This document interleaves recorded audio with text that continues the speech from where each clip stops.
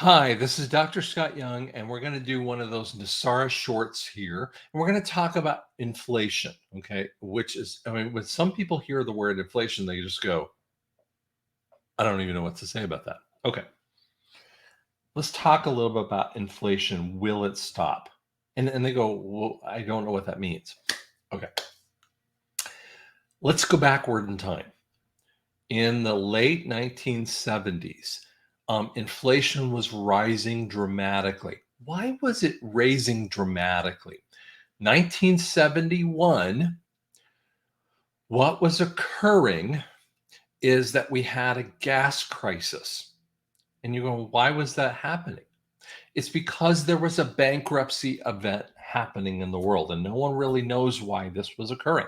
It's because Nixon was required to take us off the gold standard. Now, if you've ever listened to me before, we had our initial point of the gold standard happen during Roosevelt in 1933. The beginning of our gold standard point came of our events in 1929, where the beginning of a bankruptcy event all happened in 1929. The cabal wanted to take us out into a and wanted to take us down. 1913 started the cabal event, which is the Fed. It happens always about 20-year time spans. Okay, so 1929 to 1933, they took away all the gold, and so it became a fiat currency, pure fiat. But the world still turned in their money because of Bretton Woods convention in 1944, right during World War II. Why were they talking about it? It's because the world had a different response. Okay, 1971, the gold standard, we still had America on a gold standard. Now, it was based upon they had set up oil. So we were still on an oil standard for America, but gold was still about 30 bucks. Excuse me, about $35. Oil, sorry, we were about $35 an ounce for gold. But in 1971, they had to use a false flag event. And so the false flag was we had to have a gas crisis. Now that lasted, we had this weird event in that time frame. And inflation had to rise dramatically. We really didn't have a lot of inflation before that time frame. Inflation really had been what was a negative event for the most part. We had a little bit of inflation at 1933, but not a huge amount. So we had very little overall. And then we had a massive spiking of inflation all the way through the 70s. So gold rose as they took away all the gold standard points, and it was up at around 60 to $80 an ounce. So it was rising. So guess what?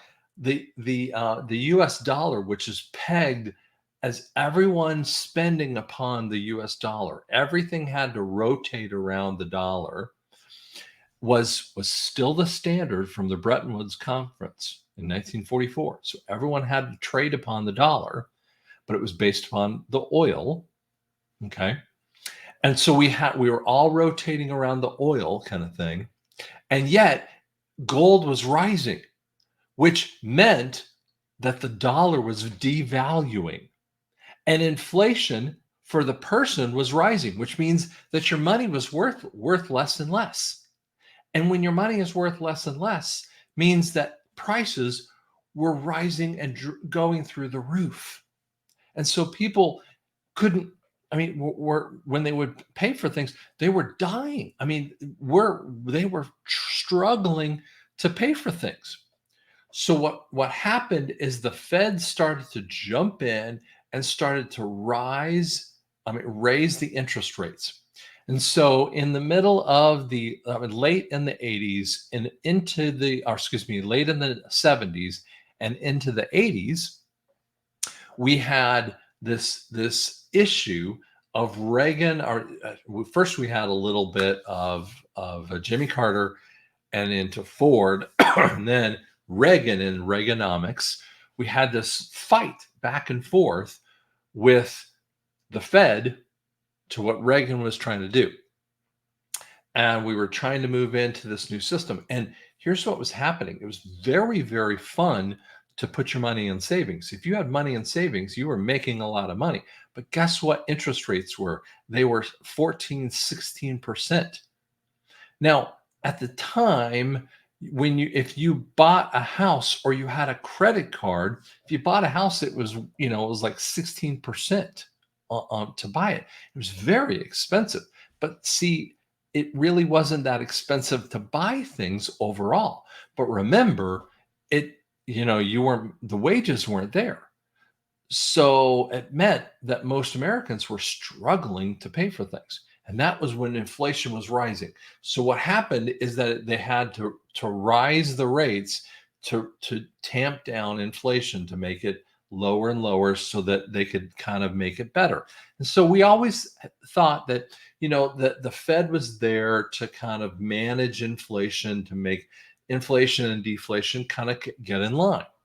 And so, we've had these years, frankly, we've had basically a couple generations of people, economists, that have taught you that inflation and deflation is just a part of the thing. And so we have all these financial people, accountants, and financial geniuses who have lived and died on the ideas of taxation and inflation, and they've never thought of it any other way.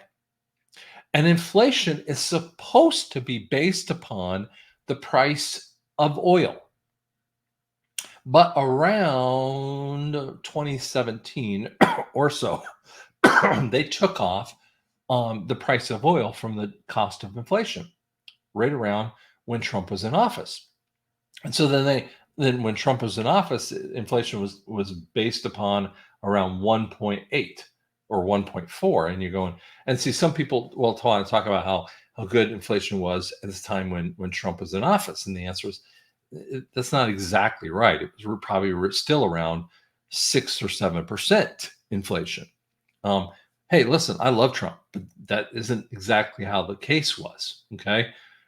Or probably a little bit before that point in time. But the point is that when Biden thinks that he's at 7 or 8% inflation, it's really more like 20, 25% inflation. Did you know that some of the nations right now are sitting at 70% inflation? It's because inflation has just gone to magnificent events of numbers. It just unbelievable numbers. It means that the money is worthless. When we go into a gold-backed currency, inflation goes to this, a big fat zero.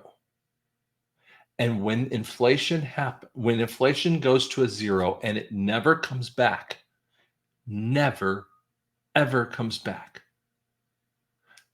Deflation, I mean, we have just an instant fall to a zero. We're going to have a little bit of I don't know what happens.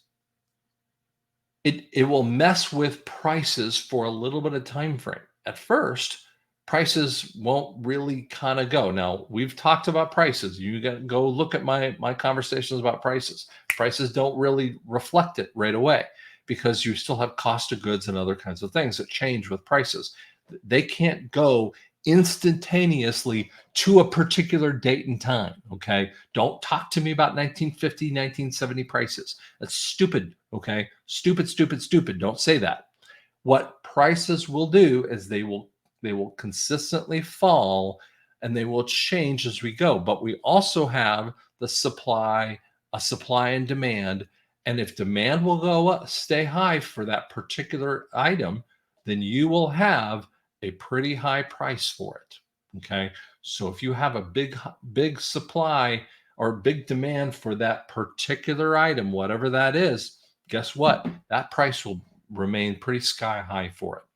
So inflation will go to zero very soon after we go into a global currency for the world.